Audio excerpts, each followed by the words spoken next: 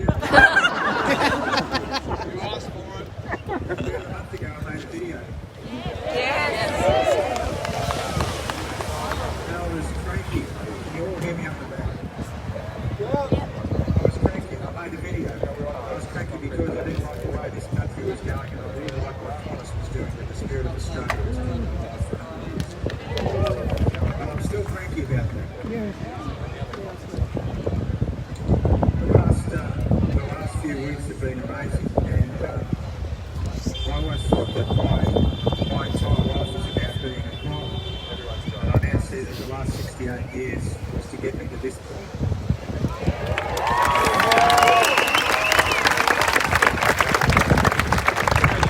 To the point where I have a chance now to be the voice for the Anzacs.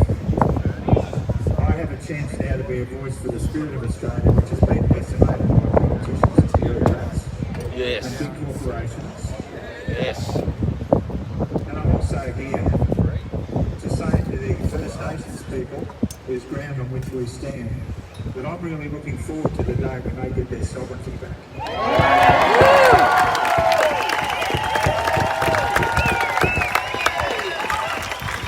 Looking forward to the day when we walk in their country that is recognised as their country.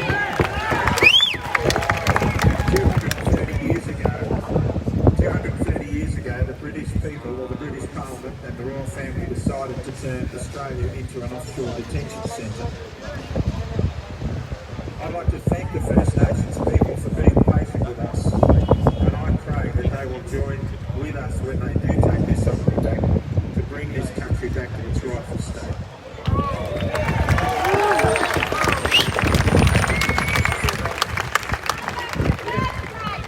That's it. Absolutely.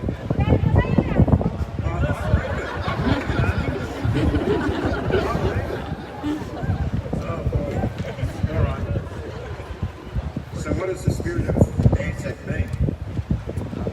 Well, the spirit of Anzac means no. The spirit of Anzac is that we can all stand together and say, no, we're not doing it. That's the spirit of Anzac. Those lads back in World War I that went to Gallipoli, they were all up for a fight. And I want to talk about what the spirit of Anzac actually means.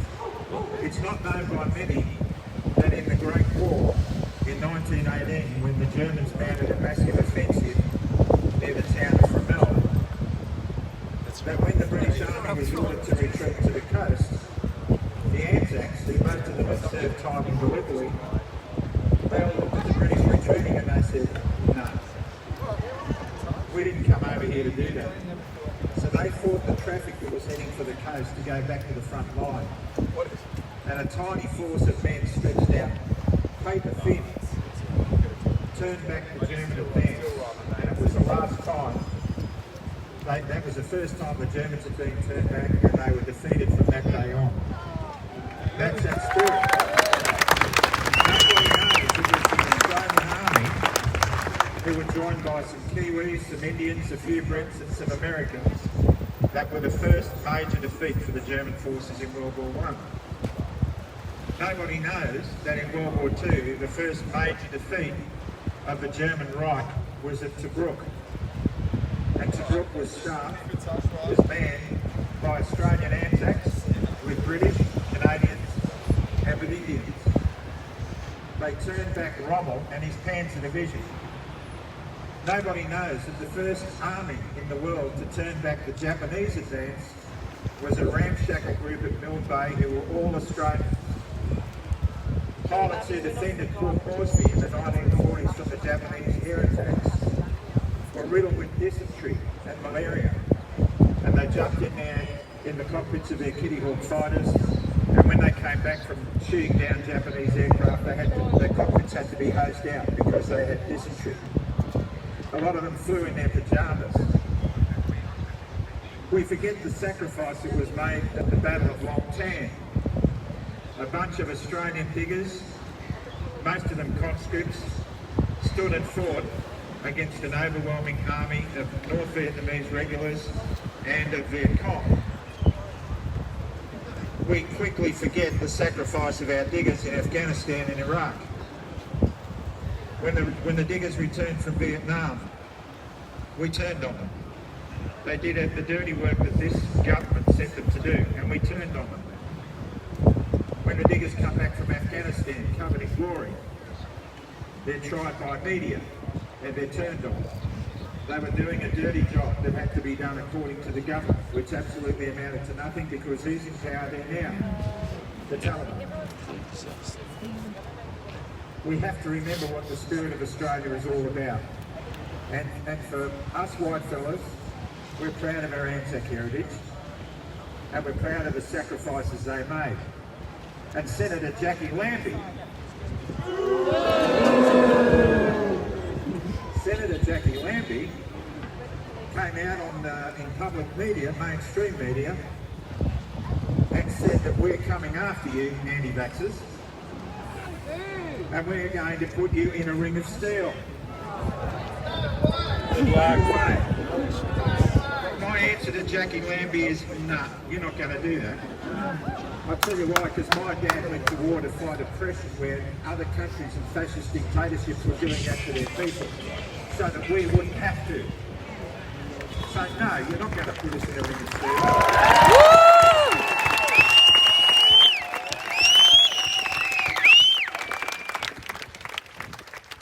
You're not going to put us in a ring of steel, and the Australian people aren't going to allow that.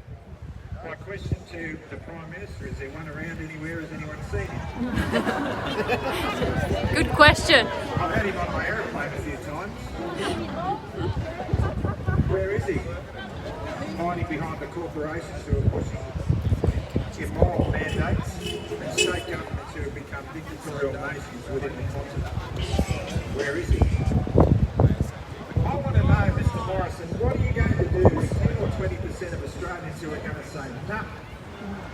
That's between 5, maybe 2.5 million and 5.5 million people. What are you going to do with us? You're going to keep us all under house arrest? No. Everybody's saying no. No. No way. No way. I've got some really good news that brings me great hope. Really good news that brings me great hope I've got to tell you today.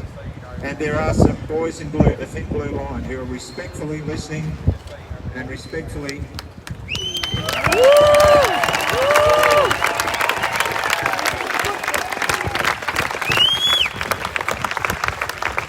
This is what I want to say to the boys in blue that are out there and also to the rest of you that gives me great hope. Hundreds of police officers in all states are saying no.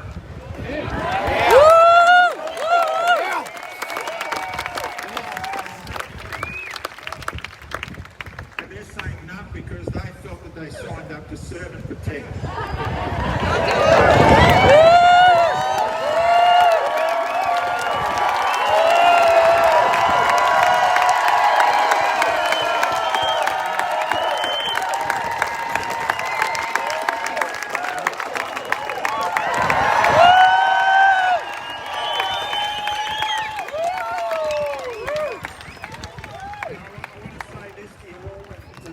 Girls in blue that are standing here and anyone who's going to be listening to this, and I know that hundreds have responded to my videos. I'm working very closely with former New South Wales Senior Constable Alex Cooney. I'm working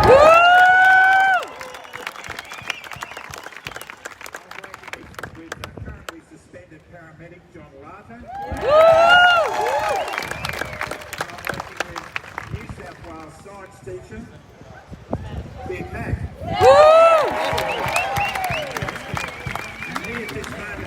He's saying similar words to me, and he's representing 20,000 teachers who were saying no.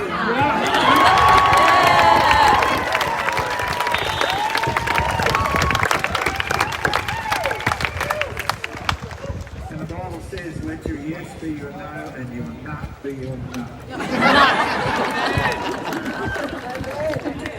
Now, for anyone who's interested, I've been contacted by a group of police officers in Victoria, numbering in excess of 200, who are sick of being used for draconian measures that they don't support.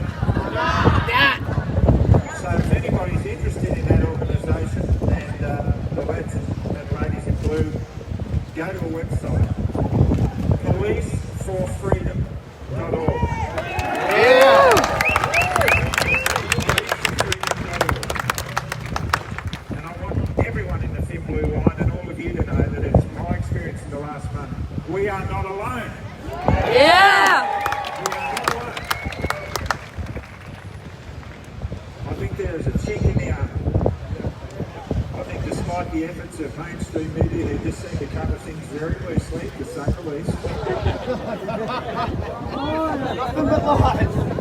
I think the truth is starting to filter through. Yeah. And it's only going to filter through if you stand. We stand. It's only going to filter through if you really stand. It's time to step out of the shadows in peaceful protest and make your voices heard. Yes. Make your voices heard.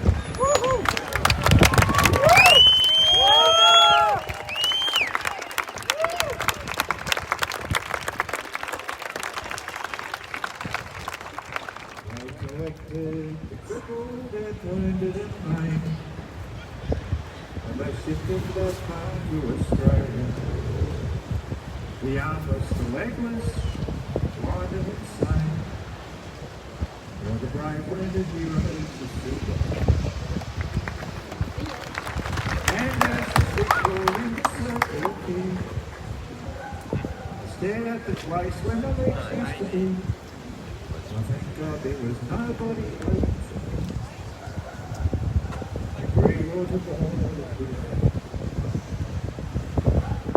The band played waltzing Matilda, and the old men they answered the call. And year after year those old men disappeared.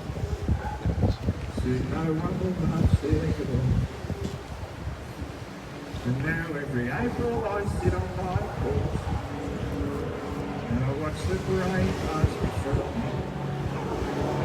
I see my old comrades out proudly they march, all loving old dreams and masquerade. But the old men march slow in their bones stiff and sore. The tired old blokes from a tired old war. And the young people ask, what were they marching for? We ask ourselves some question.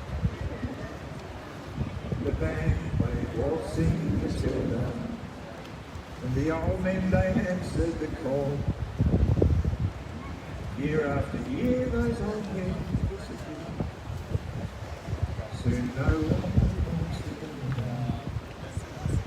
Waltzing Matilda, waltzing Matilda, you'll come waltzing Matilda with me. And their ghosts can be heard when we pass by the boulevard.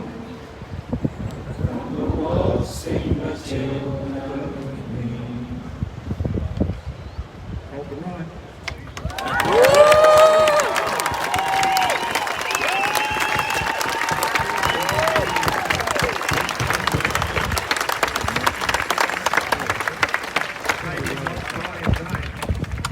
And nor did all the First Nations people who were assassinated and obliterated by those who brought convicts to this land.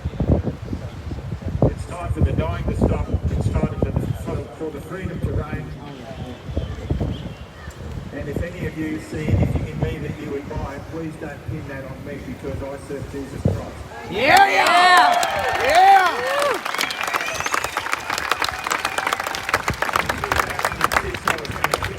I was an atheist locked in a pornography addiction and my life had no meaning. And at the 11th hour, Jesus Christ stepped in and now I'm standing here. So I'm standing here because he's given me that opportunity.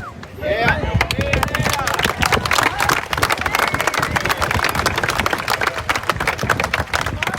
So if you admire anything I've said, I ask you all to indulge me. I ask you to bow your heads. And those who believe, and those who don't, please listen to the words. I'm going to lead us in a prayer, and the prayer is the serenity prayer. Dear Lord God in heaven, may you please grant us the serenity to accept the things we cannot change, the courage to change the things that we can, and the wisdom to know the difference, living one precious day at a time, enjoying one moment at a time, accepting hardship as a pathway to peace, taking as Jesus did this sinful, wretched world as it is, not as I would have it, trusting that you will make all things right if I surrender to your will, so that I may be reasonably happy in this life and supremely happy with you, Lord, forever and the next as my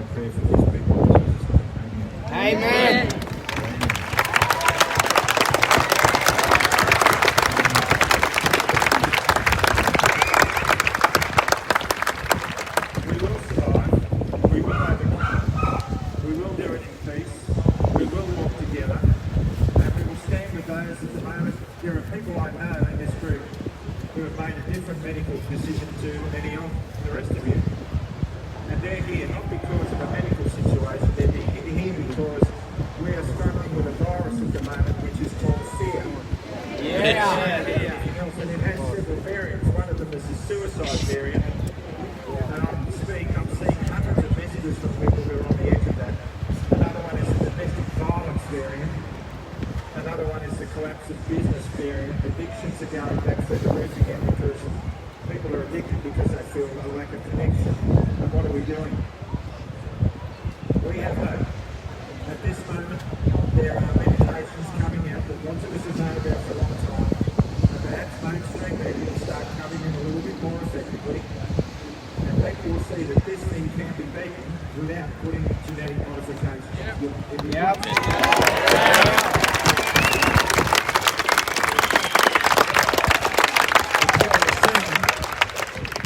Even in mainstream media, if they're listening to the likes of Flip-Flop Fauci and the CDC, and even the man who invented the PCR test, that it's not meant to be magnified 40 times, because if you magnify a spoonful of dirt in your garden 40 times under that process, you'll find a speck of gold. That doesn't make you a millionaire. So PCR tests don't work. And we're sick of having sticks shoved up our noses and down our throats. Rapid antigen tests are available. TGA in Australia have approved them, I believe, from 1st of November for household use. So if I wanted to keep flying for the national flag carrier of this country, the flying kangaroo, I could actually have a kit at home, test myself before I go to work and be clear and go or not.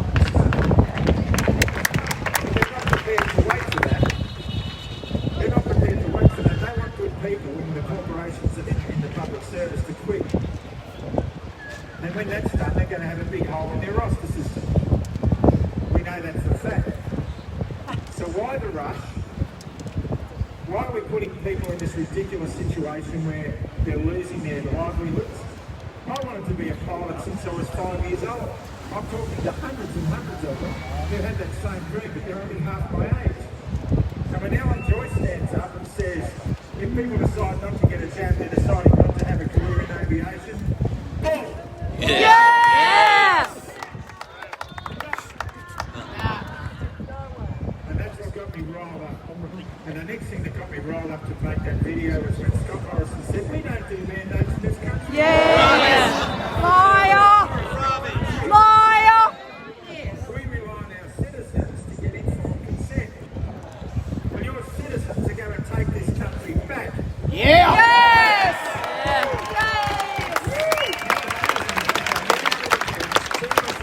Television, which is nothing but garbage anyway. They're going to turn off mainstream media, which just pumps everybody up into fear. And they're going to take an interest in the politics. They're going to take an interest in the history of this land, and they want to see justice done, not only for themselves, but for their First Nations people. So get ready, Scarborough. It's time to wake up. Yes!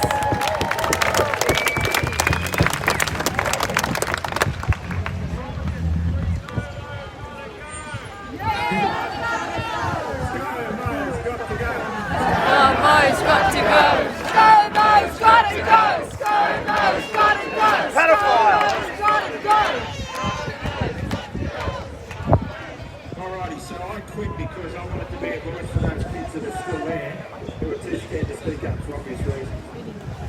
And Johnny Lather did, and Alan Sumi did, and Mac did, and a whole lot more are doing it. We want you to do it too, because we've stuck our necks out. It's time for you to get in the fight. Yes!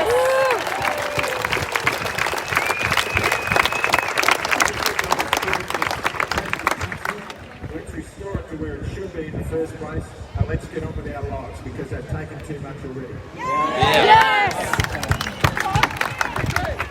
I can talk for hours. Hi, darling, I'm not anymore. I used to come across the border now. We're about to march. We're about to march really peacefully. Yes. And we're going to do this with honour and dignity, in integrity and respect for one another. Which is how we have to restore the spirit of this great nation. Yeah. In honour, integrity and respect and love. Yeah. So on that notion, I think we're going to form up and we're going to start marching. We're going to have some didgeridoo first. I want to tell you that this has been the most humbling experience of my entire life, and I can't thank you all enough. Thank you.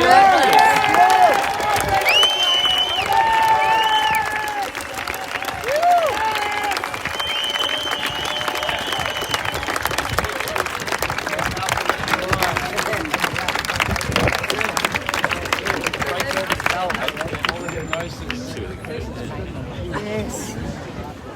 I used to work at Queensland, I know it.